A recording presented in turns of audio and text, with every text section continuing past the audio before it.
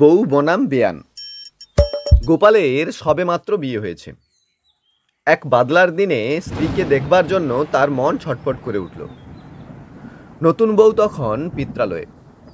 গোপালের শ্বশুরবাড়ি তার বাড়ি থেকে প্রায় 2 ক্রোশের উপর দূরত্বে। গোপাল ওই বাদলাতেই 2 ক্রোশ পথ ভেঙে সন্ধ্যা নাগাদ শ্বশুরবাড়িতে গিয়ে পৌঁছল। জামাইকে পেয়ে শ্বশুরবাড়িতে খুব ধুমধাম। সেকালে রসিকতার ক্ষেত্রে পাত্রপাত্রী বাছবিচার বড় একটা ছিল না।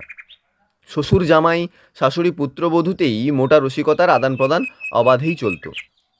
বাদলার দিনে হঠাৎ গোপালকে দেখে গোপালের শ্বশুর খুব খুশি হলো।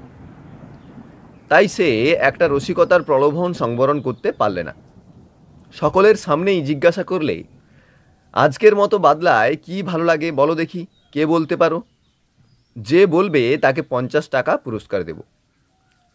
গোপালের শ্বশুরের অবস্থা বেশ ভালোই। গোপালও মুখ ফোঁড়লোক। সে বলে উঠল, আজকের মতো বাদলায় শ্বশুর বাড়িতে গিয়ে বউয়ের সঙ্গে হাসি আর গল্প করতেই ভালো লাগে।